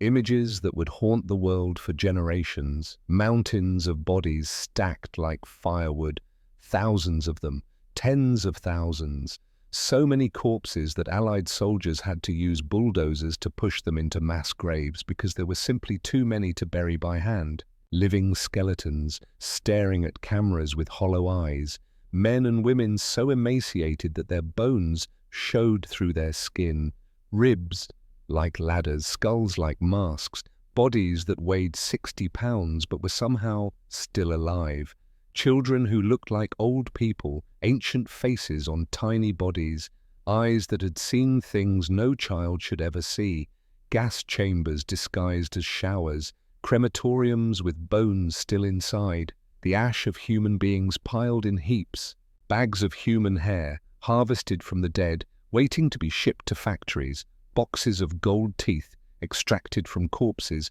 waiting to be melted down. The systematic industrial murder of millions, Jews, Roma, political prisoners, homosexuals, the disabled, anyone deemed unworthy of life by the Reich. The numbers appeared on screen: 6 million Jews, 500,000 Roma, 250,000 disabled, millions more Poles, Russians, prisoners of war. Names and numbers that represented human beings who had been erased from existence. In the darkness of the assembly hall, Marlene watched. She couldn't look away. Her hands gripped the edge of her seat so hard her knuckles turned white. Tears streamed down her face. Her whole body shook with the effort of staying in her chair, of not running away, of forcing herself to witness what her country had done. Around her, other women were reacting differently. Some covered their eyes. Some wept openly. Gertrude Brenner had to be carried out after she fainted. Her heart, already weakened by stress and malnutrition, couldn't take the strain. Ingrid Moore sat rigid in her seat. Her jaw was clenched. Her fists were tight. When the footage showed SS officers being forced to view the camps they had run, she stood up suddenly. "This is lies!" she shouted in German. "None of it is real. None of it!" Her voice cracked, broke. She stood there for a moment, swaying slightly, then collapsed back into her seat and buried her face in her hands. Nobody removed her. Nobody said anything. What was there to say? The footage from Dachau hit Marlene the hardest, because that was where Friedrich might be. She watched the images of liberation. American soldiers opening the gates, prisoners stumbling out into the light, bodies in striped uniforms lying where they had fallen, the crematorium, the gas chamber, the barracks where thousands had been packed like animals, and then she saw it. A brief shot of survivors being processed, dozens of faces, gaunt, skeletal, barely recognizable as human, and one of them... Marlene's breath stopped. The footage was grainy, black and white. The camera was moving quickly, panning across the crowd. She only saw the face for a second, maybe two, but she knew. She knew those eyes, even sunken in a skeletal face, even beneath the grime and the suffering. She knew her brother's eyes. Friedrich, he was there, in that footage, among those survivors. Alive but barely, a ghost of the boy who had come to her for help 2 months ago. A shadow of the brother she had hidden in the cellar. She stood up without realizing it, walked toward the screen. Someone grabbed her arm, tried to pull her back, but she shook them off. She needed to see, needed to get closer, needed to find him in that sea of suffering faces, but the footage had moved on. Different shots now, different camps, different horrors. Friedrich was gone, lost again in the chaos. When the lights came back on, no one spoke. The silence was absolute. 1,000 people sitting in a room, confronting the truth of what their nation had become, what they had allowed to happen, what had been done in their name while they looked away, or didn't ask questions, or told themselves it wasn't their problem. The American officer spoke again. This happened. These are real places, real people, real deaths. The film was shot by Allied soldiers who liberated these camps. It has not been altered. It has not been staged. What you just witnessed is the truth. He paused.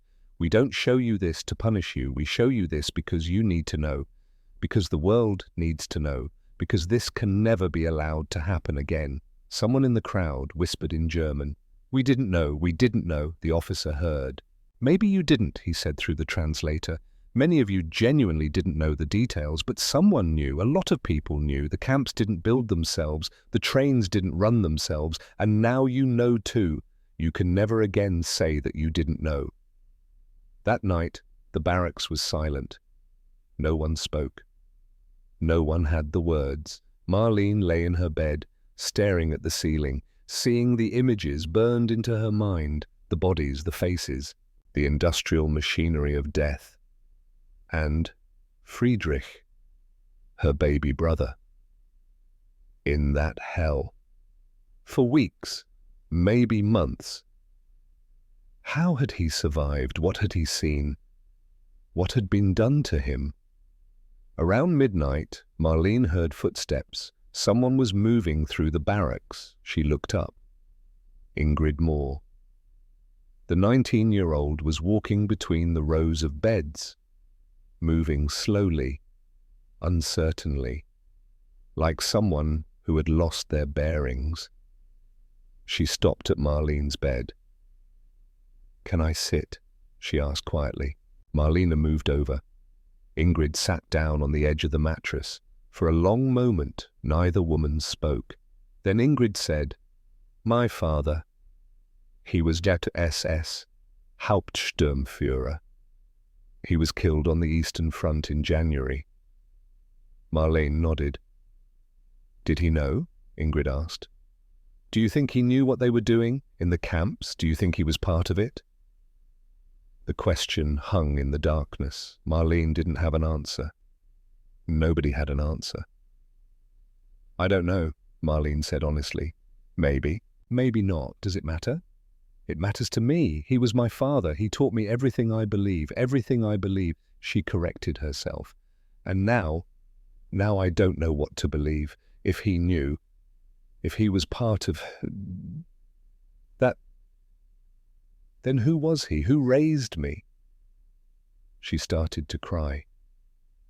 Quietly, without drama.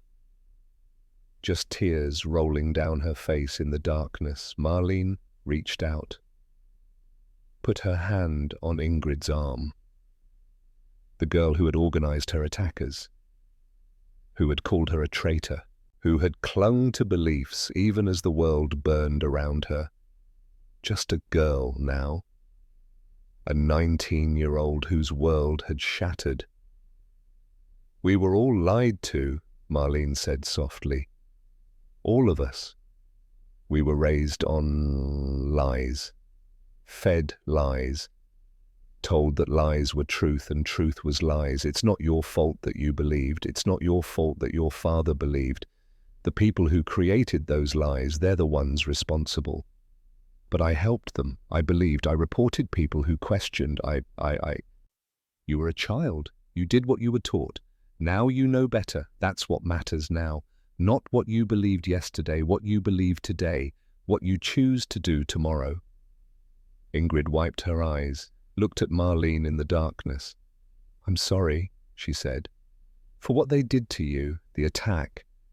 I didn't order it, but I didn't stop it either. I'm sorry. I know." "How can you forgive me after everything?" Marlene thought about the question, about the chains on her wrists, about the kindness of an American sergeant, about a world where enemies showed more mercy than countrymen. "Because someone showed me that kindness is stronger than hatred. I was chained in a cattle car, waiting to die, and an American soldier asked if I was hungry. That changed everything for me. Maybe this conversation can change something for you." Ingrid was quiet for a long time. Then she said, "Teach me, please. Teach me English. Teach me to read their documents. I need to know the truth, all of it. I can't live with lies anymore." Marlene smiled, in the darkness, despite everything. "Tomorrow," she said. "We'll start tomorrow." And they did. 3 women began meeting every evening. Marlene, Gertrude, Ingrid. 3 generations, 3 different experiences of the war. 3 different relationships with the truth. They read captured documents together, German records that the Americans had seized, reports, memoranda, orders. The evidence of organized murder, it was all there, in black and white, in German, written by German officials, the truth that could not be denied, and slowly, day by day, Ingrid's defenses crumbled. The fantasy she had constructed, that the footage was fake, that the camps were exaggerated, fell apart under the weight of evidence. Evidence written by her own countrymen, evidence that no American could have fabricated. She wept when she read the transport manifests, thousands of names. Destinations, Auschwitz, Treblinka, Sobibor, names that never came back. She wept when she read the efficiency reports, how many bodies could be burned per day, how to optimize the process, murder, bureaucratized. She wept when she read the final tally, 6 million, a number too large to comprehend, but she didn't stop reading because she needed to know, because she could never again live with comfortable lies. By the end of May, Word came back about Friedrich. Harlow brought it himself. He found Marlene in the infirmary, finishing her shift. His face was serious, but not grim, somewhere between hope and caution. "We found him," Harlow said. Marlene's heart stopped. "Friedrich Vogt. 16 years old. He's on the survivor list from Dachau. He's at Field Hospital 116, near the camp." "Alive?" "Alive, but very sick. The doctors say it's serious. Malnutrition, infection, psychological trauma. But alive." Marlene sat down heavily. Her legs wouldn't hold her. Alive, after everything. Her brother was alive. "Can I see him?" she asked her. "Please, can I see my brother?" Harlow hesitated. "It's complicated. You're still technically a prisoner. There are procedures, rules, but I'll make it happen, I promise." "Thank you." The words were barely a whisper. "Thank you." June 3rd, 1945. 47 days after liberation, Marlene Vogt stood in front of a converted schoolhouse that had become Field Hospital 116. The building was 3 stories of red brick surrounded by American military vehicles and medical personnel moving with urgent purpose. A flag with a red cross hung from the main entrance. Somewhere inside, her brother was waiting. She had imagined this moment 1,000 times. In the cattle car, when she thought they were both dead. In the barracks at Bad Aibling, when she first learned he might be alive. In her dreams, which alternated between joyful reunions and terrible discoveries. Now the moment had arrived, and she was terrified. Sergeant Emmett Harlow had made it happen. 3 weeks of paperwork, requests moving up the chain of command, authorizations signed and countersigned. The bureaucracy of occupation was immense. Millions of displaced persons, prisoners of war, refugees, all needing to be processed, housed, fed, tracked. But Harlow had pushed. He had called in favors. Written personal appeals, explained the circumstances to anyone who would listen. A woman who had been chained in a cattle car for protecting her deserter brother. A boy who had somehow survived Dachau. A family torn apart by war. The authorization had come through yesterday. Now he stood beside Marlene outside the hospital, watching her hesitate at the entrance. "You don't have to do this today," he said quietly. "If you need more time—" "No!" Her voice was firm despite her trembling hands. "I have waited too long already. I need to see him." The doctors say he's very weak. Physically and mentally, he may not be the brother you remember. I know. He's been through things that no one should ever experience, things that change a person forever. I know. She looked at Harlow. This American sergeant who had shown her more kindness than her own countrymen. Who had asked about her hunger when he could have asked about her crimes. Who had worked for weeks to make this moment possible. "Thank you," she said, "for everything." "Just go see your brother." She nodded, took a breath, and walked through the doors. The hospital smelled of antiseptic and something else, something Marlene recognized from her years as a nurse. The smell of bodies pushed to their limits, the smell of organs failing, the smell of death being held at bay by medicine and willpower. A nurse led her through the corridors, past wards filled with patients, men and women in varying stages of recovery, some sitting up, reading or talking, others lying still, their eyes staring at nothing. The survivors of Dachau, the ones who had made it out alive but hadn't yet decided if they wanted to keep living. They stopped at a door at the end of the 3rd-floor hallway. "He's in here," the nurse said. I should warn you. I know they told me. Knowing and seeing are different things. Take your time, don't rush him, and don't be surprised if he doesn't recognize you at first." Marlene nodded. The nurse opened the door. and Marlene saw her brother for the first time in 2 months.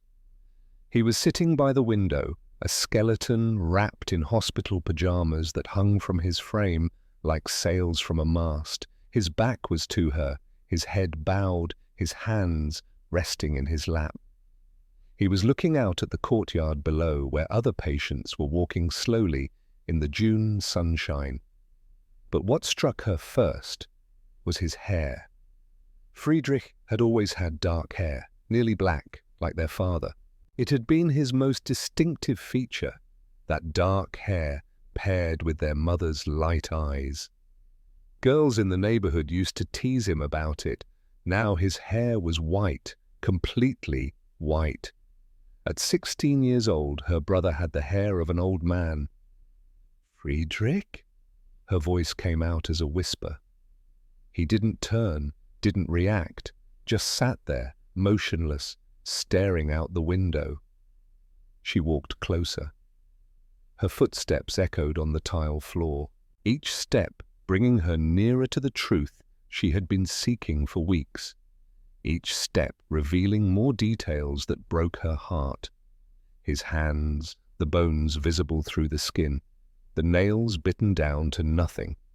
His neck, so thin she could see every tendon, every vein, every vertebra. His profile visible now as she approached.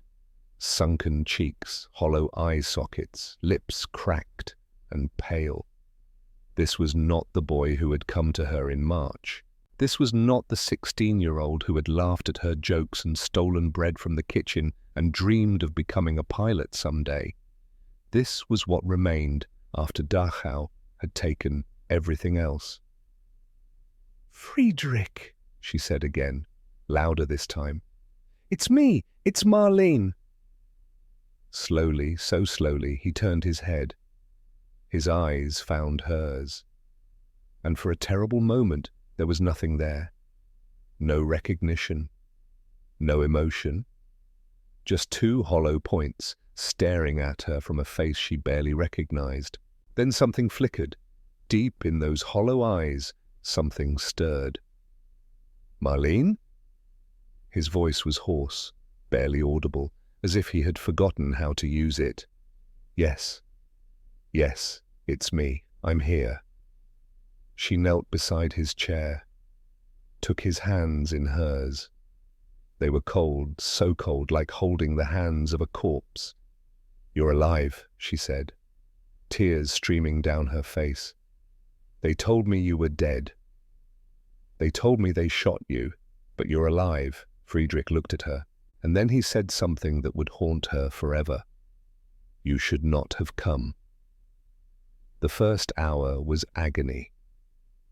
Friedrich would not speak.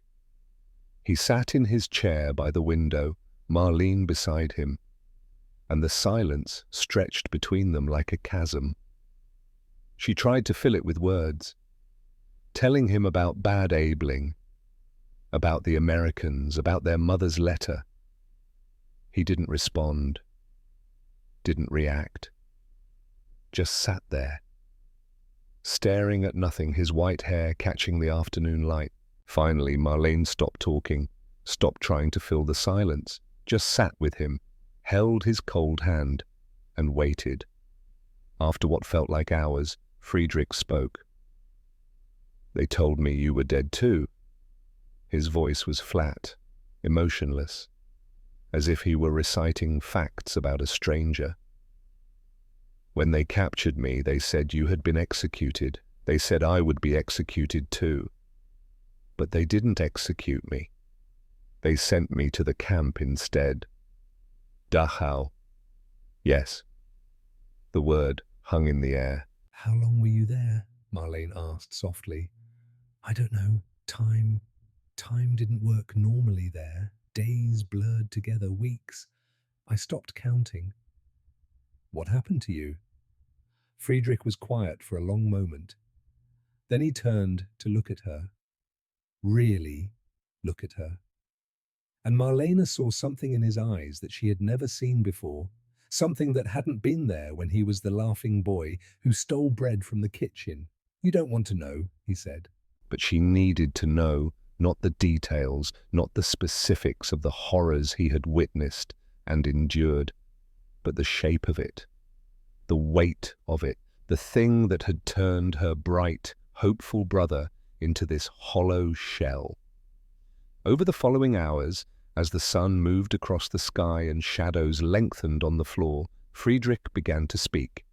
Not a story, not a narrative, just fragments, pieces of memory that surfaced like debris from a shipwreck.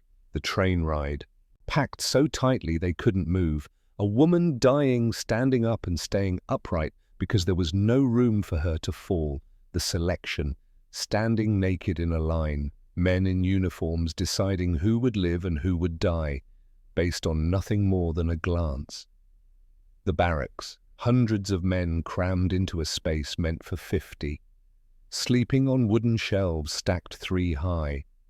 The smell of bodies and death and human waste, the work, breaking rocks, moving stones, tasks designed not for productivity but for destruction, for breaking the spirit, the hunger, always the hunger, a piece of bread, the size of his fist, watery soup with nothing in it, fighting over scraps, the cold, winter in thin, striped pajamas, frost on the inside of the barracks, men freezing to death in their sleep, and the deaths, always the deaths, every day people dying, from hunger, from disease, from beatings, from selections. Friedrich had survived by becoming invisible, by never standing out, never attracting attention, never looking guards in the eye, never complaining. He had survived by becoming less than human, and now he didn't know how to become human again. "I did things," he said quietly, "to survive. Things I can't talk about, things I can never tell anyone." Marlene squeezed his hand. "You survived. That's what matters. Is it?" He looked at her. "Some days I'm not sure. Some days I think the ones who died were the lucky ones. They don't have to remember. They don't have to live with what they saw, what they did."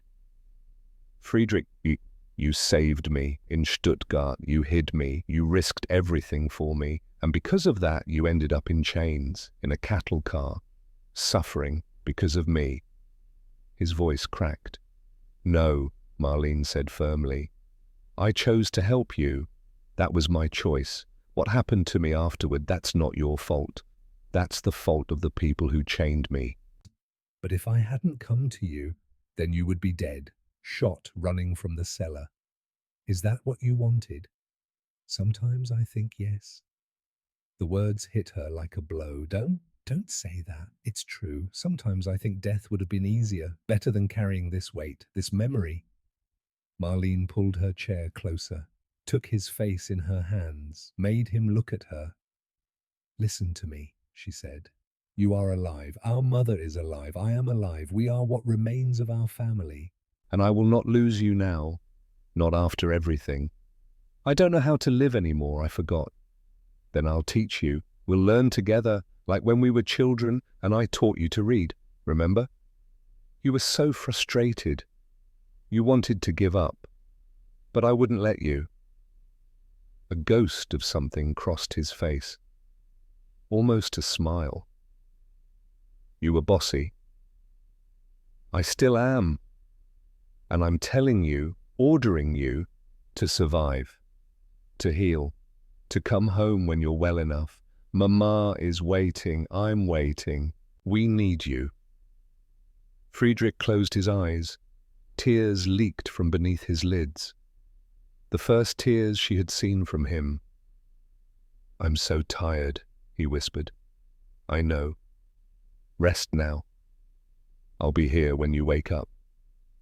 She guided him to the bed, helped him lie down, pulled the thin blanket over his skeletal frame, and she sat beside him, holding his cold hand as he drifted into an exhausted sleep. She visited every day for 2 weeks. The authorization had been extended, Harlow's doing, again, and Marlene spent every possible moment at Field Hospital 116, She brought food from Bad Aibling, small treats that the American mess hall provided, chocolate, crackers, things Friedrich couldn't eat yet but might want someday. She read to him, German books at first, then English books as her own language skills improved.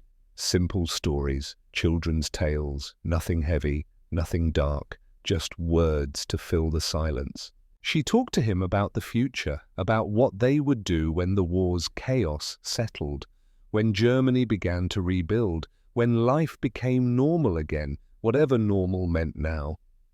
And slowly, day by day, Friedrich began to return. Not the boy he had been. That boy was gone forever. But someone new.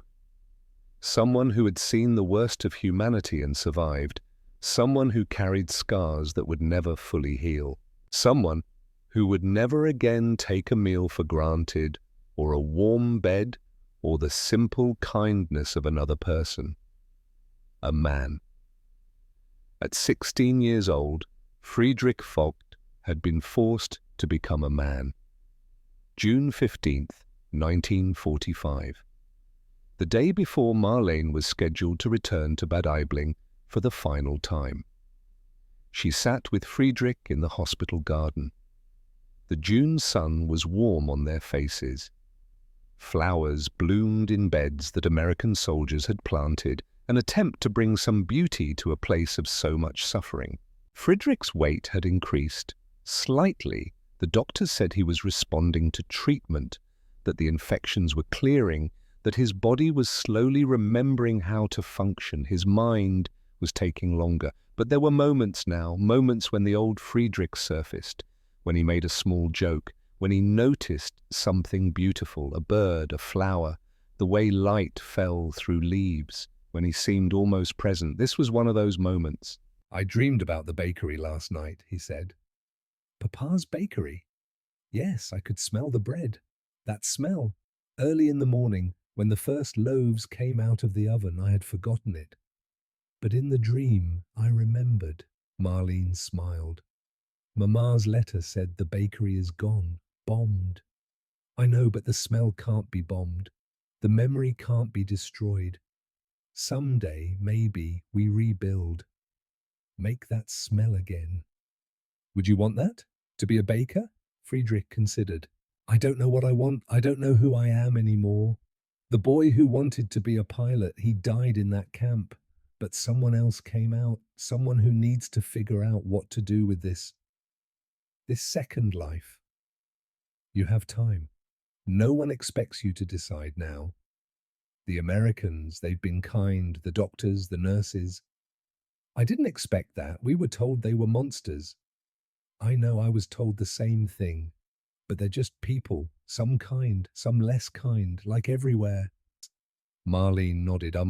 There was a sergeant, the one who found me in the cattle car. He helped me find you. You should thank him, properly, before you go back. I plan to. And Marlene? Yes? He turned to look at her. His eyes, those hollow eyes that had held nothing when she first arrived, now held something. Pain, yes, but also gratitude, love, the beginnings of hope.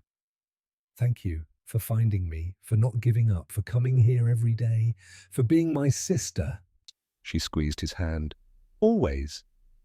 The goodbye with Harlow happened the next morning. He came to Bad Aibling to see her off.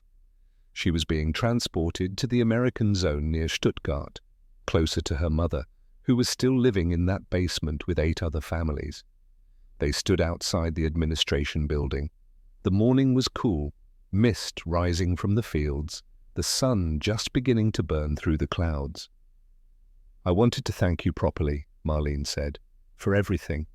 She reached into her pocket, pulled out the cap from his canteen, the one she had kept since that first day, the one she had held during the darkest moments, the one that had reminded her that kindness existed even in a world of cruelty. You should have this back, she said. I kept it without asking. It wasn't mine to keep.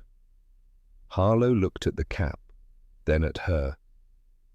Keep it. But Keep it as a reminder of that day, of what's possible when people choose kindness over cruelty. I can't. It's yours. It was mine. Now it's yours. Consider it a gift. Marlene clutched the cap to her chest. A small thing, metal, worn smooth, worth nothing in material terms, worth everything in what it represented. Can I ask you something? She said. Anything.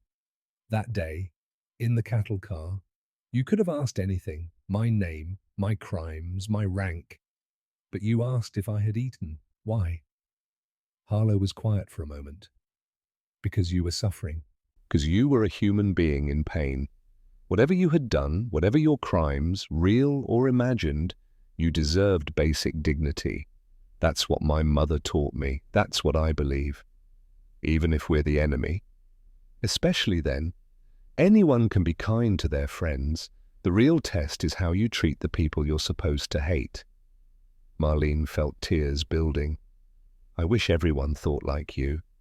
Most people do, I think. Deep down, they just get scared, get told lies, get convinced that the other side isn't really human. That's how wars happen. That's how atrocities happen. When you forget that your enemy has a mother who loves them, a brother who misses them, a story you don't know. He smiled slightly. You have a story I don't know, a whole life I'll never understand. And that's okay. I don't need to know your story to know that you deserve kindness. Everyone does. Marlene couldn't speak. This man, this enemy soldier, had given her more wisdom in a few minutes than years of propaganda had ever provided. I'm going home, she managed finally. To Stuttgart, to find my mother. I know. Will you write to me when you go back to America? She hadn't meant to ask. The words just came out. Harlow smiled. I'd like that. He pulled a piece of paper from his pocket, an address written in careful handwriting. That's my parents' house in Alabama. I'll be going back there when this is all over. If you write to that address, it'll find me. She took the paper, held it like something precious, and she wrote her mother's address for him. The basement in Stuttgart, where 8 families shared what little they had. When I get there, I'll write to you, let you know I arrived safely. I'll be waiting. They stood there for a moment. 2 people from opposite sides of a war that had killed millions, connected by a single question asked in a cattle car.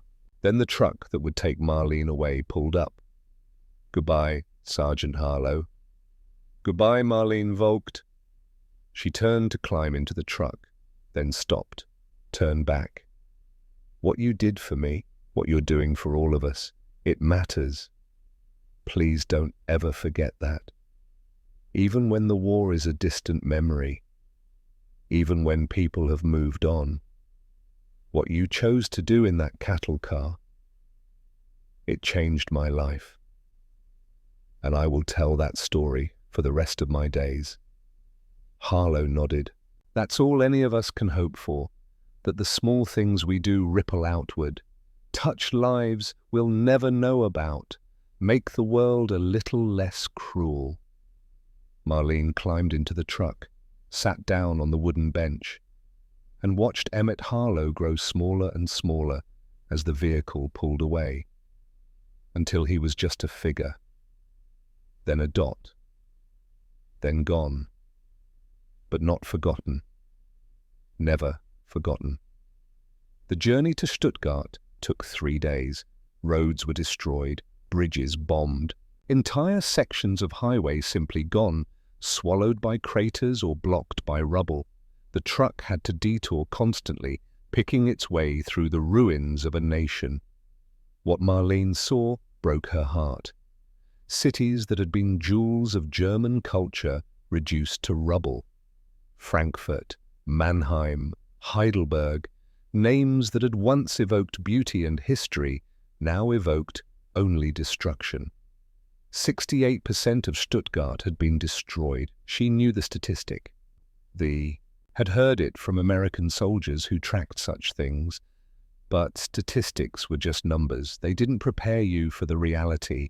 Block after block of ruins, buildings that had stood for centuries reduced to piles of brick and stone, churches with their steeples collapsed, apartment buildings with their facades torn away, revealing the intimate interiors of lives destroyed, a bathtub hanging from an exposed wall, a child's bed dangling over empty space, a painting still somehow attached to a wall that led nowhere.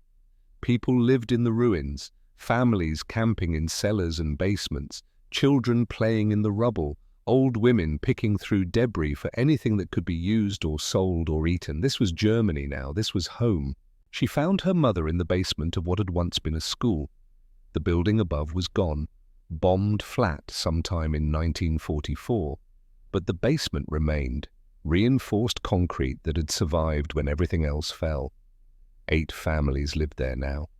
32 people sharing a space meant for storing supplies, sleeping on mattresses salvaged from the rubble, cooking over small fires that filled the space with smoke, sharing what little food they could find. Brigitte Vogt was sitting in a corner when Marlene descended the stairs. She was 50 years old but looked 70. Her hair, once the same dark blonde as Marlene's, was grey and thin. Her face was gaunt. Her hands trembled constantly. But her eyes... When she saw her daughter, her eyes came alive. Marlene, the word was a prayer, a plea, a blessing. Mama. They embraced, held each other, wept. The other families in the basement gave them space. They understood. They had all had similar reunions, or worse, they had waited for reunions that never came. "You're alive," Brigitte kept saying. You're alive, you're alive. I'm alive. And Mama, Friedrich is alive too." Brigitte pulled back, stared at her daughter. "Friedrich, but they said..." "He survived. He was at Dachau, the camp.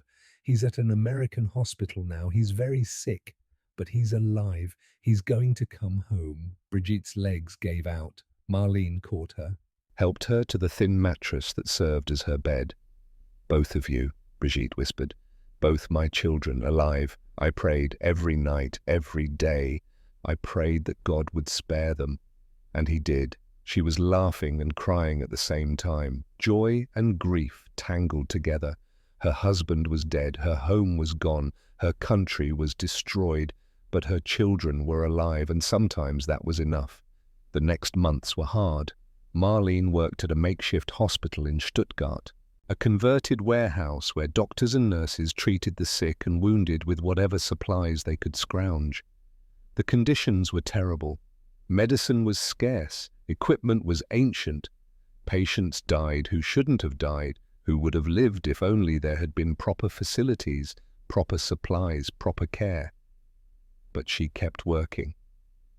Because what else could she do? Give up? Surrender to despair? Let the darkness win? No. The American sergeant had taught her something important. That small acts of kindness matter. That one person helping another person matters. That even when the world is broken, you can still make it a little less broken by choosing compassion over cruelty. So she changed bandages, gave injections, held hands, listened to stories, did whatever she could with whatever she had, wherever she was, and she waited for Friedrich. He came home in January 1946, 9 months after liberation. The Americans transported him to Stuttgart in a military ambulance. He was stronger now, not healthy, not recovered, but alive, able to walk, able to speak, able to face the world, even if that world was a ruin. The reunion happened in the basement that had become home. Brigitte saw her son for the first time in almost a year, saw the white hair, the hollow cheeks, the eyes that held memories no mother should ever have to imagine. She didn't say anything, just opened her arms. And Friedrich, this man who had been a boy, this survivor who had been a prisoner, this ghost who was slowly becoming human again, walked into her embrace. And for the first time since the cattle car, since the chains, Since the terror and the darkness and the endless suffering, Marlene felt something like peace. Her family was together, broken, scarred, changed forever, but together, and maybe that was enough. The letters began in February 1946. Marlene wrote first. She told Harlow about reaching Stuttgart, about finding her mother, about Friedrich's homecoming, about the work at the hospital, about the slow, painful process of rebuilding, not just the buildings, but the people, the minds, the souls. He wrote back. He was still in Germany. The occupation would last years. But eventually, he would go home, to Alabama, to his parents' farm, to a life that seemed impossibly distant from the ruins of Europe. He told her about his own struggles, the things he had seen, the nightmares that sometimes woke him, the difficulty of explaining to people back home what the war had really been like. They wrote about philosophy, about hope, about the possibility of a better world, and they kept writing. For years, through Harlow's return to America in 1947, through his marriage to a woman named Sarah who taught elementary school, through Marlene's own marriage in 1949 to a teacher named Wilhelm who had lost an arm at Stalingrad. They never saw each other again, but they never stopped writing. Two people connected by a moment of kindness in a time of cruelty, two lives intertwined across an ocean, two humans who had found something true in each other and refused to let distance or time destroy it. 50 years later. 1995. Marlene Vogt, now Marlene Richter, sat in her apartment in Stuttgart. She was 75 years old. Her husband Wilhelm had died in 1988. Her brother Friedrich had become a history teacher, devoted his life to teaching young Germans about the Holocaust, about what had happened, about why it must never happen again. He had died in 1992. But Marlene was still here, still alive, still carrying the memories. Gertrude Brenner had passed away in 1972.